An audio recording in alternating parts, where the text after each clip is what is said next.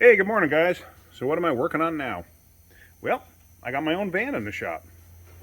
Now, if you recall, I was telling you how much I love this van, and I do. I really love this van. It's got 230,000 miles on it now. I've never serviced a transmission on this. I bought this thing with 100,000 miles on it, and at that point, I was like, you know what, this is too late to service a tranny, in my opinion. So I was just going to let it go. It's going to 230. I've never serviced it. I do keep up on the fluid. The fluid actually smells okay. I mean, a little broken down, but it smells okay. But all of a sudden, it developed a problem the other night. It's actually just about undrivable. When it gets heated up, and it goes into lockup. I don't know if any of you know what lockup is. I'll explain that in a minute. When it goes into lockup, when you're coming to a stop, it doesn't release lockup. It tries to, but it doesn't. It's as if the solenoid is hanging up. Okay, so what's lockup? Lockup is like a stick shift car. You got a manual clutch that you have to depress the clutch pedal.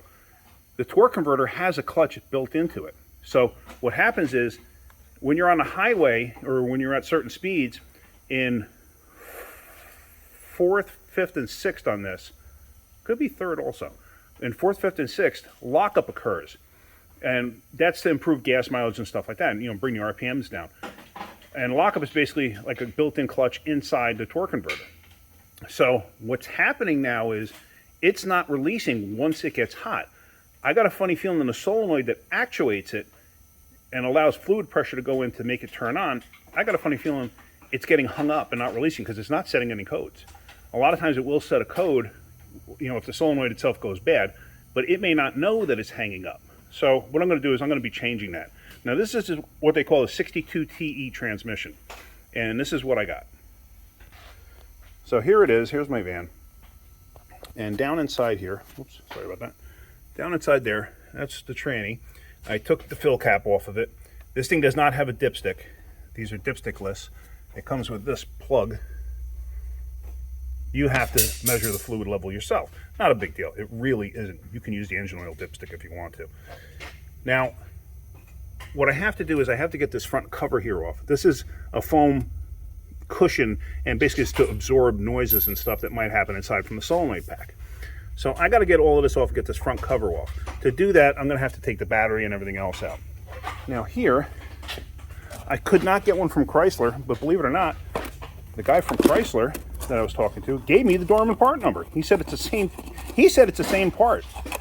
So how he knows that, I have no idea. I don't see a Mopar stamping on this, but that doesn't mean anything. It could be made in the same place, and they just don't put the stampings on the one that become aftermarket. So this is the solenoid itself. So there could be debris in the screen, but the plunger that's in there that actuates it and allows it to basically route fluid to turn the lockup clutch in or allow it to activate, it could be getting stuck, especially since it only happens when it gets hot. And what happens is when you're trying to come to a stop, if you've ever had a stick shift car and you forgot to hit the clutch and it pushes the vehicle, that's exactly what this thing's doing. You have to pop it into neutral, and then when you go to take off, if it's still doing it, you have to neutral drop it and take off. Obviously, you don't want to keep doing that. You're going to destroy the transmission. If this doesn't fix it, maybe the end of the line for the van. Even a used transmission for this thing cost me $2,600. Not happening. I could buy an entire van at auction at a better price than that. So this van may get sidelined. We're going to find out. I love the van. I'm probably going to do something with it because it runs so good. And like I said, the motor was changed at 100, 110,000, whatever. It was shortly after I got it, I had to change the motor. But it was covered under warranty, so I didn't care. So anyway, let's go with that. Let me start taking the battery out and let's see what happens. Now with the battery and battery tray out of the way, I have the power steering return line here, and I got those 2 tranny lines I got to take out. I'm not sure about this. This is a coolant pipe that runs up to the heater core, and I believe goes down for the water pump. I may have to take this out. If I do, I'm going to make a mess with coolant, that's for sure.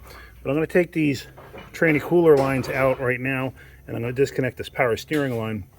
This way I can put them off to the side, then I'll get a better look at what I got to do down there. So what I did was I loosened up this pipe. I took the fan out of the way too, just give myself a little more room.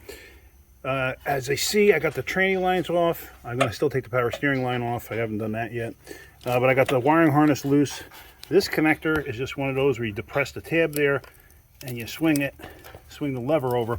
While you're swinging the lever over, you want to pull on it This way you don't break the darn thing. So that's out of the way. I got to get this cover off, and the cover has those little star type things holding it in place, those little star washers that like lock it. So I'm going to break those off so this way I can get that cover off. I really don't even care about the cover being on it, but on the 3/8 liter, like what I have, that cover actually has a heat shield here, because I got a funny feeling this crossover pipe maybe puts too much heat into the tranny. Now, hopefully I can get away with not pulling that pipe off, because for some reason on this van, that pipe is, I had to replace this gasket once before. This pipe is an animal to deal with. So hopefully I don't have to do it, but we'll find out. I got the cover off. I cheated a little bit. It's right here. I actually cut it with a pair of scissors, because otherwise you would have to take the exhaust pipe out. I did that so I could sneak it around the fill pipe here. So now I'm going to start taking the upper bolts out here. I'm going to blow this thing off with air because I'm going to try to get as much debris out of the way. I'm going to take all the upper bolts out, then I'm going to go from underneath and take the rest of the bolts out and take this thing off from underneath. You get actually a pretty good vantage point from underneath on these. So let me go ahead and do that. All the bolts are out, as you can see, up and around and up top. So now this is siliconed in place. So now I got to pry this off of here. I think that's a test port fitting. I don't even remember. I used to rebuild these things a long time ago and I just don't recall. But yeah, let me get a pry bar in there or something just to try to separate these covers. You may get some fluid leaking out. You may not get any fluid leaking out. So, because the fluid level, think about it, it's going to be from here back. So let's just see. I got a funny feeling I'm not going to get any fluid out. Got the pan cracked free. Basically, I was just able to stick a pry bar underneath the edge and lift it, just like that. And as you see, actually I'm getting more fluid out of it than I actually anticipated. But let me get that cover completely off and let's see what we got. I wound up having to take that exhaust pipe out, which I'm not happy about because it's not fun. The problem is this corner wouldn't clear it. Every time I pulled it out, I was hitting it. So now this thing should be free. It should come straight out. So what I'm going to do is I'm going to actually drop this out to the bottom. But that is the solenoid right there that I got to take out. So let me drop this out, because I got to clean all of that. And let me unbolt this and see if I can't see any debris. So the solenoid only has one little Torx head holding it in place. And so I already cracked it free, so I'm just taking that out. The fluid doesn't smell bad in this thing. Yeah, it smells used, but it doesn't smell burnt or anything. There's a big difference between burnt and just smelling bad. So now, can I see anything? Not really. Nothing obvious. Let me get this off of here. It's just I got to pick up on that little edge there to release it. Here it is. I don't see any debris in it anywhere. So I'm hopeful that this is going to be the only problem, is that this is just hanging up. The solenoid is hanging up because there's a piston inside here that moves from one end to the other to allow fluid to go from one passage to another to allow lockup. Now here's the cool thing. That's the Dorman one. Can you see the part number? 313AA. 313AA. The Dorman is a Chrysler part. That's why the Chrysler guy knew what it was. So, all right, let's get this in, and hopefully this is going to straighten this out for me. I won't know until I drive it for a little bit. There you see I slathered it. Yes, I used that word, slathered. I slathered it with tranny assembly gel. So now I'm just going to insert that. There, it's seated. Connect the connector underneath. That's seated. And I can catch the little Torx. Like I said, at this point in time, I am certainly not changing the fluid, considering the mileage on this vehicle. Now, whenever you have a valve body out, now this isn't a valve body bolt. I mean, this bolt goes into the valve body, but it's not a valve body bolt, like holding it to the tranny case. Be sure that you torque them to spec. This one I'm just going to snug up. It was only snug up to begin with. So I'm going to snug it up and put it back together. The valve body bolts, if you don't torque those in order, and you over torque them, you can destroy the valve body. I've seen people do it, and you wind up with shifting problems. Sometimes you wind up with where you can't even go in gear. So, because you wind up with fluid loss. It's very critical. The pan is all cleaned off. I used a Whiz Wheel Scotch-Brite type pad to clean that off. I use Ultra Gray. I like Ultra Gray, I prefer it. This had the factory black silicone. You can use Ultra Black too, that works fine. What I usually do is I will test fit this up in place before I put the silicone on. And the reason being is sometimes when you go to put it on, you might hit somewhere or whatever. I want to see how it's going to go up in place, because if it's going to go up in place nice and easy and go on, I'm going to put the silicone on the cover. If it's not, then I'm going to put the silicone on the transmission itself. I already wiped everything down. Now before you put the pan on, you want to double check for any leaks, meaning that it'll come down onto the rail surface here. Because if it does, you want to clean that off and then put the pan in place. So I decided my best course of action was to put the silicone on the transmission itself, because there's just too many things I was going to be hitting. So let's see if I can't get this pan on there nice and smooth. Let me see if I can film this. All right, let's see how this goes. Let me steady my tripod. And let's try this.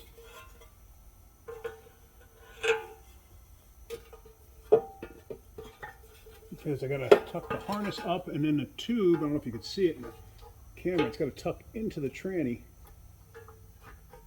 And then it's gotta come down. And then I gotta get the top, there we go. Because the top has to go over the connector. So now I can catch the bolts.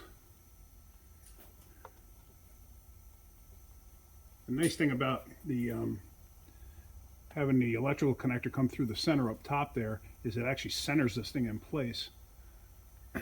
So, okay. Now, because I am putting that shield back on, I'm gonna put these studs back in the right spot. So there, you get the gist of it. So let me get the rest of this together, because then I gotta let it down.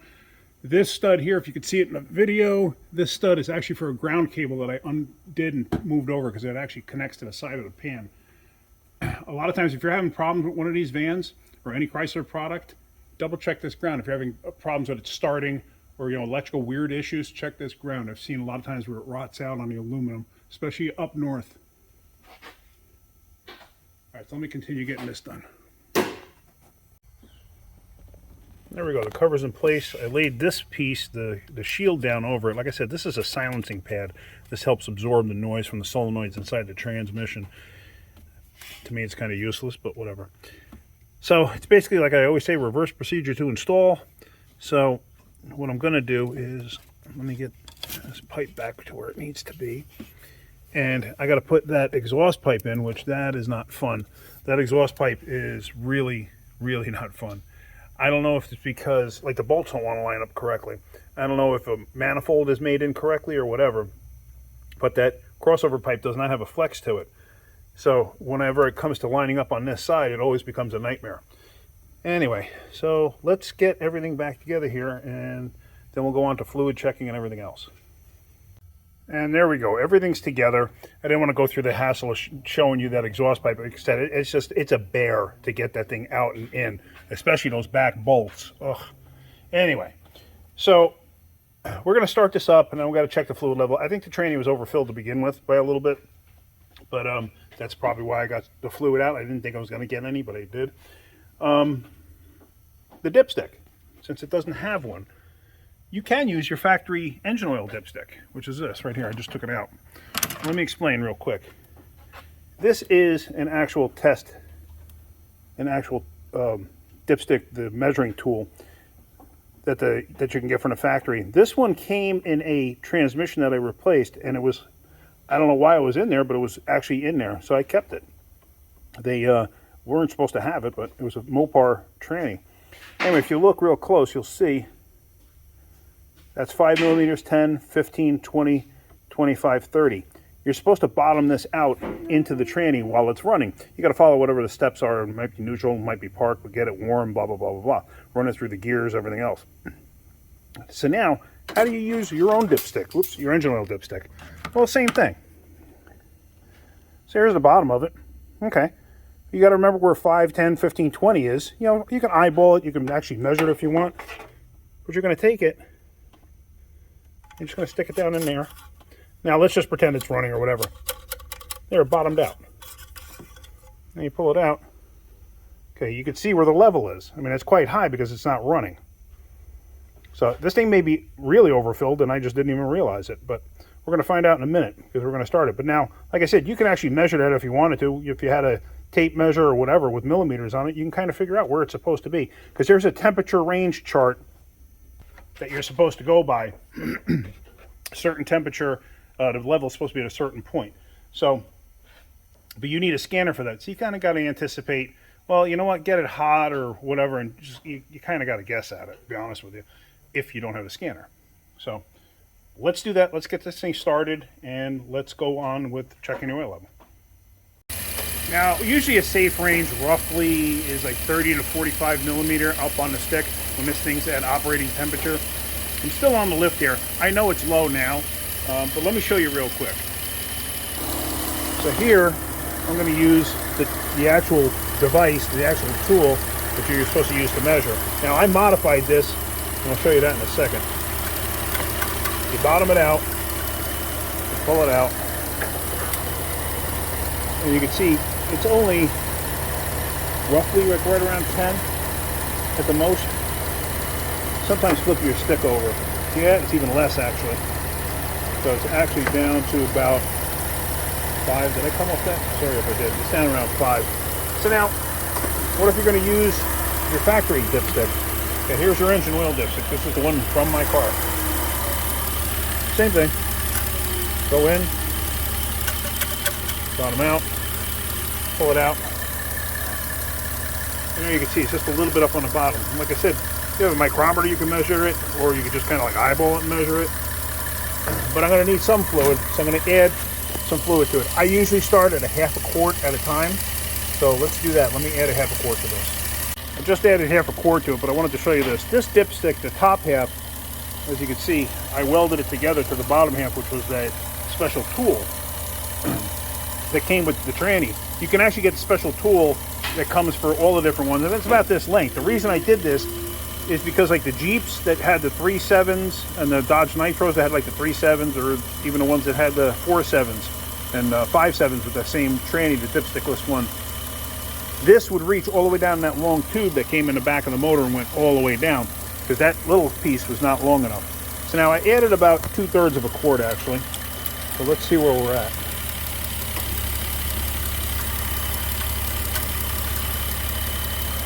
I usually let them sit for a while, and I did. Alright, see, sometimes you gotta flip them over. And, okay, you can roughly see that. Let's go this side. So that's gonna be, I'd say, roughly 20. So I'm gonna want to go up a bit more. So let me add the rest of the quart to it and see where we wind up. I added the rest of that quart, and I ran it through the gears too, just to make certain it's in park now. So let's check it again. Okay, where are we?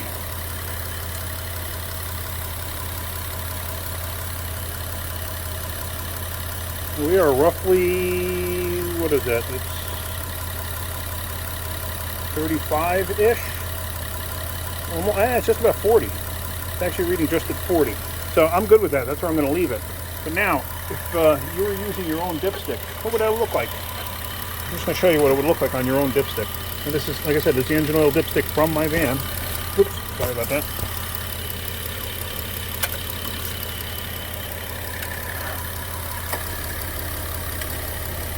And there you see it. Like about if this thing was engine oil, it'd be like a half a quart low. So that's what it would look like on your regular dipstick. You don't need to buy a special dipstick for this. The only reason I have it is because it came in one of the trannies that I got. I don't know why. It's the only one I ever had. Maybe it was for it when they were doing testing at the factory and they forgot to take it out. Who knows? All right, so let me put my dipstick back in, and let me put this plug back in. This one right here. Don't forget to put these in. I see them missing every once in a while.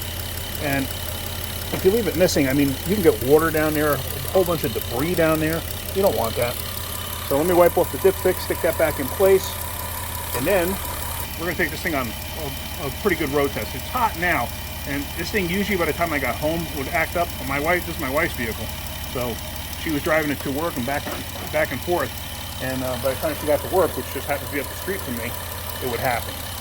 So hopefully with it being hot, I'm going to run it around the block a couple times, see if I can make it act up. If it doesn't act up, then I'm going to take it home and give it back to her, and if it doesn't act up on the way home, then I know it's good. So I drove it around locally. I made a couple of laps around the block and stuff like that. Everything seems fine, but now I'm going to make the trip home. Meg was telling me yesterday, that's my wife Meg, when she was heading up to work, you know, all was fine until she got about a block away from work. And then early this morning, because she worked the overnight shift, early this morning when she was heading back home, when she made it about 4 miles away from the house where you have to come off the main highway, she said coming off the main highway, it started happening right there. So, and then yesterday, earlier in the day, it would happen after, you know, maybe 15, 20 minutes of driving. So I'm going to head home right now. This thing's hot. It's been running the whole time. So I'm going to go back home the same way, and hopefully it'll act up. Or hopefully it won't act up is what I should say. But yeah, so let's see what happens. So it hasn't happened yet, and it happened to me before I got to work. So I'm almost home now, and it has yet to happen. So yay, I'm happy about that.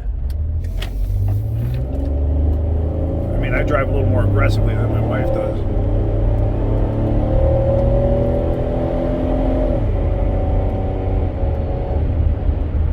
But even still, I mean, everything seems to be pretty darn good. But we're almost home, so I'll see how it is when I pull onto my street. So here we go. We're coming up on my street. I'm going to come to a stop before I make the left. Yeah, perfect. Shifting like it always did. So I am convinced now that it's fixed, because it would have happened. It would have absolutely happened by now.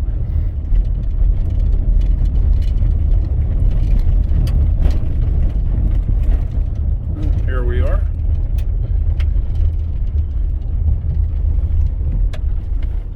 There's a new toy right there. I'll explain that one later. But yeah, so I'm actually convinced this is fixed now, because it would have definitely happened by now, especially with all the driving I did around at work. So anyway, torque converter clutch. A torque converter is a fluid coupler. That's what allows you to be in gear and sitting, you know, like at a traffic light or something like that, and the vehicle not moving. Of course, you have that effort behind it to want to push it, so if you let go to brake, it would roll. But anyway, a torque converter clutch acts just like a manual transmission clutch, in that it'll lock the transmission to the engine. In other words, that rotating assembly is now locked together. Whereas before, the engine could rotate and the transmission wouldn't do anything. It was engaged, it just wouldn't do anything, because you had that fluid coupling. So the torque converter clutch, that actuates, like I said, on this, I believe it's 4, 5, and 6, 4th, 5th, and 6th gears. And it'll shift into 4th, and then after a period of time in 4th, it'll shift into, or the lockup will actuate. Then it'll shift into, it'll come out of lockup while it shifts into 5th. Then in 5th, it'll go into lockup again. Come out of lockup while it's going into 6th, and then go into lockup again. And that's to allow smooth shift and stuff like that. So this way you're like fully locked, and it improves gas mileage and everything else. So basically, your automatic transmission is just like a manual transmission, if you think about it. There's nothing slipping inside the transmission. At least there's not supposed to be. If you got something slipping inside the transmission, then you got a problem. So, yeah, I'm convinced this is fixed. All right, I'm happy about that. Hopefully, like I said, I can get another, 100,000 miles out of it. So, all right, guys. Hope you got something out of that video. I did. If you could, hit that like button. If you could, please subscribe. Tell your friends to subscribe, too. All right, guys. Have a great day. Keep wrenching.